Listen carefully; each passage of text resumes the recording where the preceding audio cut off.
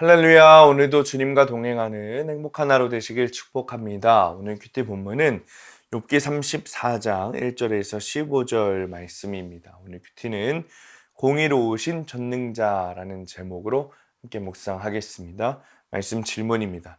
왜 전능자는 공의를 굽히지 않으신다고 말씀하실까요? 앞서 옳은 말을 했던 엘리후는 기세가 등등해졌어요. 그래서 지혜와 지식 있는 자들과 정의를 좀 가려내고 무엇이 선한가 우리 알아볼까? 이렇게 선언했어요. 4절입니다. 우리가 정의를 가려내고 무엇이 선한가 우리끼리 한번 알아보자. 그러나 하나님을 전할 때는 고통받는 자를 구원하기보다 기세등등해서 논쟁에서 이기고자 하는 목적이 있다면 안 됩니다. 엘리후는 마치 욥의 불평으로부터 하나님을 방어하는 것처럼 말하지만 실상 그는 자기 지식을 자랑하는 거예요. 그러니까 하나님은 인간 변호사를 필요로 하지 않으시고 오직 삶으로 복음을 전하는 증인을 원하신다는 것이죠. 엘리후처럼 옳은 말로 다른 사람을 판단하기는 쉽습니다. 그러나 우리는 남을 판단하기 전에 그렇게 할 수밖에 없는 상대의 연약함, 그 내면의 죄성, 그것을 볼 수 있어야 된다는 거죠. 그런데 그보다 더 중요한 것은 내 죄를 보는 거예요. 그럴 때 비판과 판단을 하는 것보다는 공감하고 긍휼의 마음을 가져야 되는 거죠. 고통 가운데 하나님을 원망하는 욥을 비난할 것이 아니라 나도 그럴 수 있어. 나도 충분히 그런 죄를 지을 수 있지. 라는 영적 공감이 필요한 거예요. 때로는 말없이 공감해주고 그를 위해 대신 회개하는 것이 더 귀중할 때가 있습니다.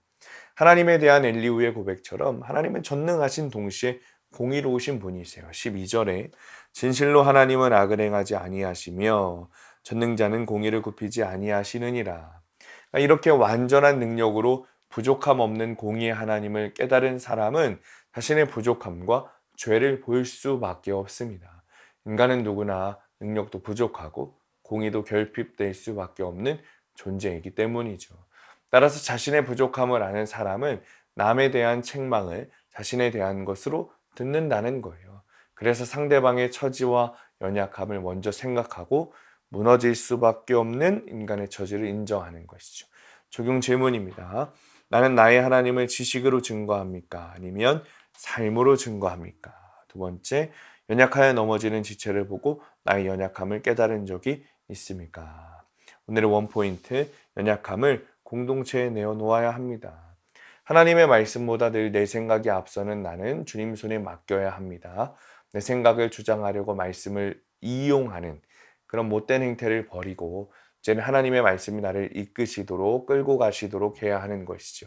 그렇게 하기 위해서는 공동체에 나의 연약함을 내어놓아 보세요. 꽁꽁 싸매고 있는 것 아니라 공동체 안에 나의 죄, 연약함을 내놓아 말씀으로 살아가게 되시기를 축복합니다. 기도하겠습니다. 주님, 우리가 다른 이들의 구원을 위하여서 기도하고 복음을 전할 때 정죄와 판단을 하는 것이 아니라 나도 그럴 수 있어 라는 마음, 나도 죄인이기 때문에 똑같아 라는 그 마음으로 긍휼함으로 다가가게 하여 주옵소서. 누구나 가지고 있는 그 연약함이 하나님 주님 앞에 드려질 때, 그리고 공동체 안에 고백하게 될 때 말씀을 통하여 삶이 해석되고 구원을 이루게 된다는 사실을 믿음으로 이제는 나의 연약함을 꽁꽁 싸매지 말고 공동체 앞에 말씀 앞에 내어놓아 주님의 말씀으로 해석되는 삶이 되게 하여 주옵소서. 예수님의 이름으로 기도합니다. 아멘.